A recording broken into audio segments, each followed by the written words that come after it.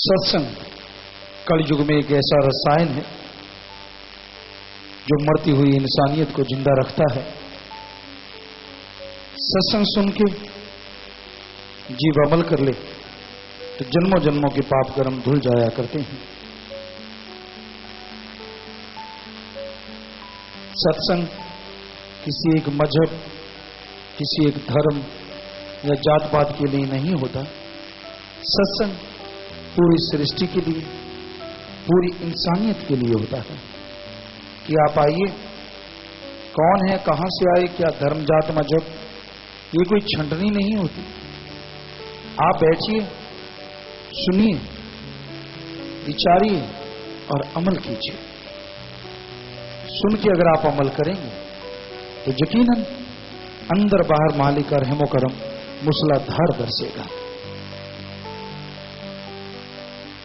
हालांकि मूसलाधार बरसात रहमो करम की लगातार हो रही है, पर आंखों पे काम, वासना, क्रोध, लोभ, मोह, अहंकार, मन माया का पर्दा पड़ जाता है, जिसकी वजह से वो मूसलाधार बरसात होती हुई भी न के बराबर नजर आती है।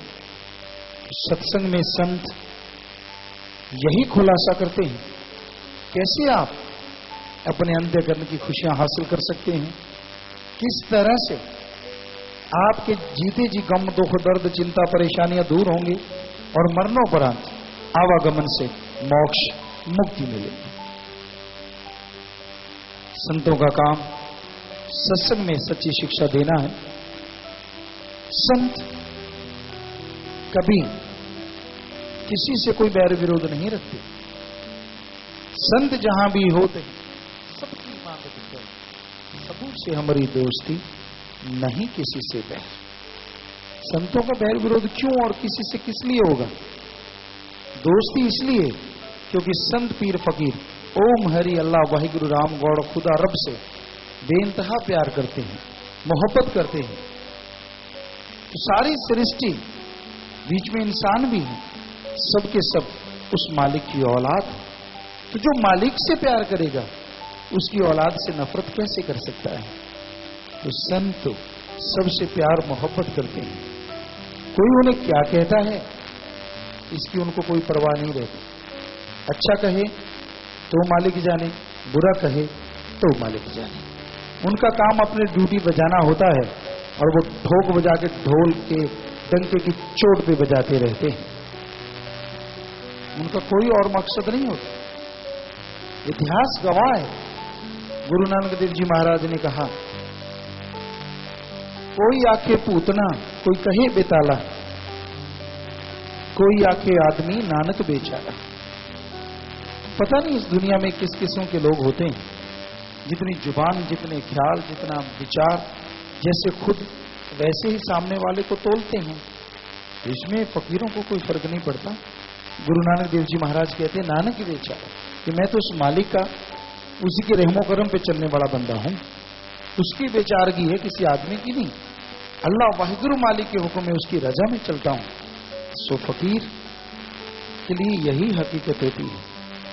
जो उसे जानते हैं वो समझते हैं कि हाँ, उनका दर्द यकीन रहता है कि ऐसा संभव ही नहीं। लेकिन जो नहीं समझते, सत्संग सुन के अमल नहीं करते, वो जो मर्जी उनका दिल में आता है चलता रहता है। तो बात वहीं पे लाते हैं। संत जहां भी होते हैं, संतों का सत्संग जब भी होता है वो सबके भले के लिए होता है। किसी का बुरा करना सवाल ही पैदा नहीं होता।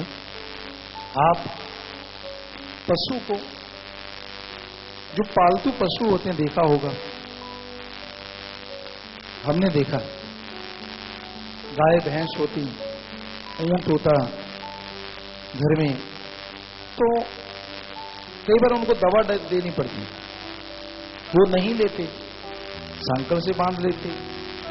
एक लकड़ी का लंबी सी, उसको नाड़ बोलते पंजाबी में, अंदर से धोती होती है, आगे से थोड़ा सा यूं ऐसे जैसे कलम होती है, तो अंदर से धोती होती, जो भी दवा है उसमें सारी डाल देते और उसका मुंह हाथ से यूं खोलते, अंदर डाल देते और ऊपर मुंह उठा देते, तो वो सारी दवाई उसके अंदर चली जाती।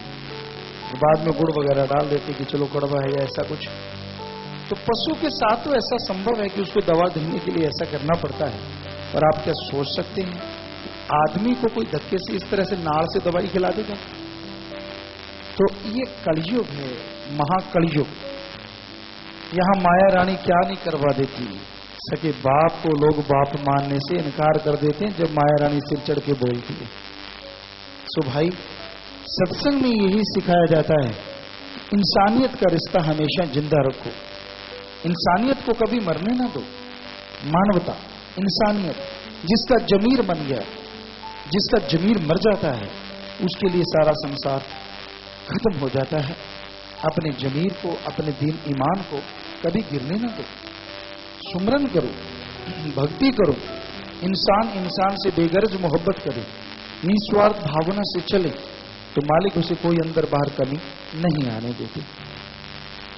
तो सत्संग में इंसानियत को जिंदा रखने की प्रेरणा दी जाती है कि आप सुमरन करें, भक्ति करें, इबादत करें, तो आपका अंतःकरण हमेशा जागेगा और आप मालिक की कृपा दृष्टि से अंदर बाहर से माला माल होते जाएंगे।